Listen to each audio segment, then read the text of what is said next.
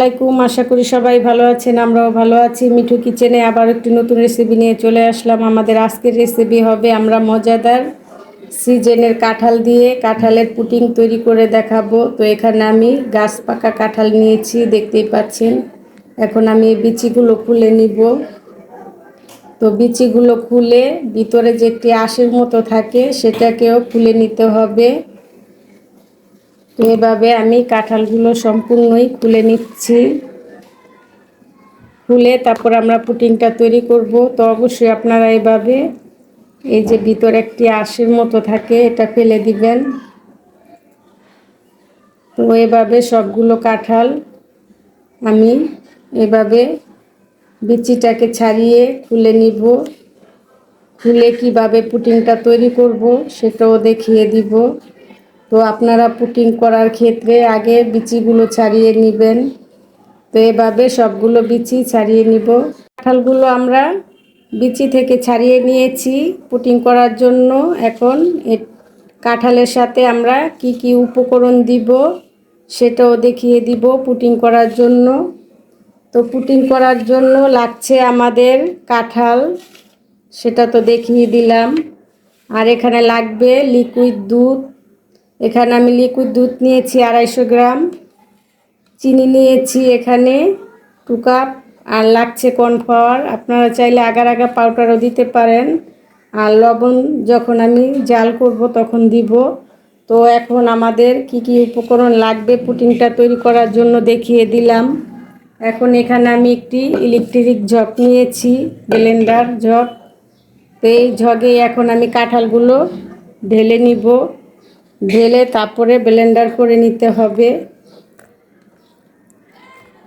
তো এইভাবে আপনারা ব্লেন্ডার করে নেবেন পুডিং করার আগে। তো ব্লেন্ডার করে ফিরে আসছি। আমাদের কাঁঠালটাকে আমরা ব্লেন্ডার করে নিয়েছি, দেখতেই পাচ্ছেন ফিনিশিংটা কেমন হবে। তো এরকম হবে ফিনিশিংটা পুডিংয়ের জন্য। তো এখন আমি এখানে একটি ফ্রাই প্যান নিয়েছি। এই ফ্রাই প্যানের ভিতরে আমরা পুডিংয়ের ডোটাকে ঢেলে দিব। তো ডোটাকে ঢেলে দিলাম। তো আপনারা যেই ফ্রাই প্যানে পুডিংটা বানাবেন সেই ফ্রাই প্যানেই ঢেলে নেবেন। প্যানে ঢেলে নেওয়ার পরে এখানে দিয়ে দিব স্বাদ মতো একটু লবণ। অল্প পরিমাণ দিবেন, মিষ্টিতে বেশি লবণ দেওয়ার দরকার নেই। এখন দিয়ে দিব চিনি। চিনিটা দিয়ে কাঁঠালটাকে এভাবে লাড়িয়ে মিক্স করে নিতে হবে।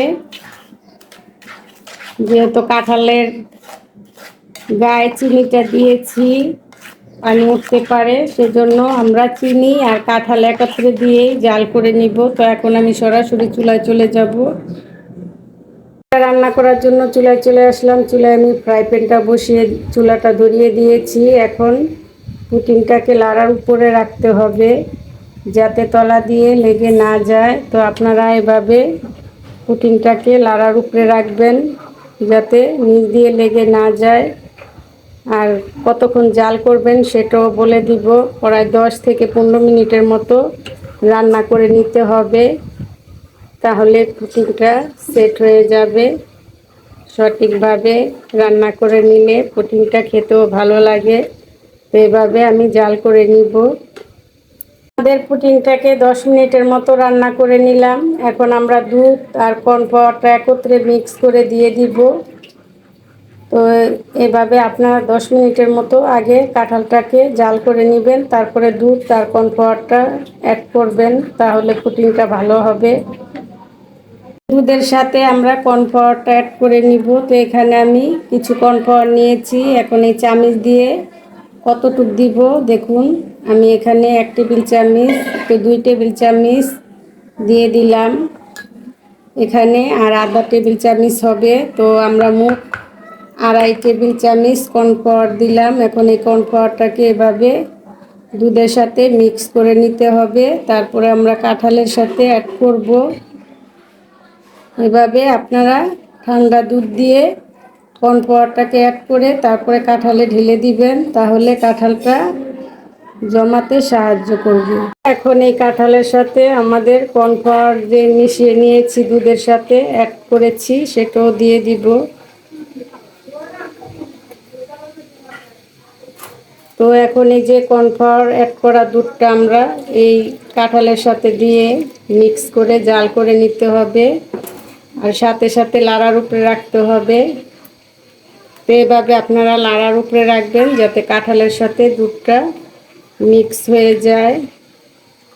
তো এইভাবে লাড়ার উপরে রাখতে হবে, তাহলে কিন্তু দুধ আর কাঁঠালটা একত্রে মিক্স হয়ে যাবে। তো এভাবে, আর কর্নফ্লাওয়ার যেহেতু আমরা এখানে এড করেছি লাড়ার উপরেই রাখতে হবে, না হলে কিন্তু দলা পেকে যাবে। তো এভাবে আপনারা 5 মিনিটের মতো লাড়াচাড়া দিয়ে রান্না করে নেবেন।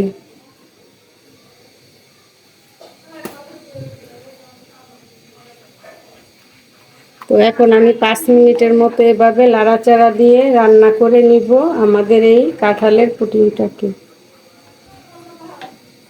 5 মিনিট হয়ে গিয়েছে। 5 মিনিটের মতন আমরা কাঁঠালের পুডিংটাকে রান্না করে নিলাম। দেখতেই পাচ্ছেন আঠালো হয়ে গিয়েছে, থেমে যাচ্ছে। এখন নামিয়ে আমরা যেই পাত্রে বসাবো পুডিংটা সেই পাত্রের ভিতরে ঢেলে নিব। তো চলুন আমরা পুডিংটাকে নামিয়ে কর্নফ্লাওয়ার দেওয়ার পরে 5 মিনিটের মতো রান্না করে নিলাম। তো দেখতেই পাচ্ছেন আঠালো হয়ে গিয়েছে এখন।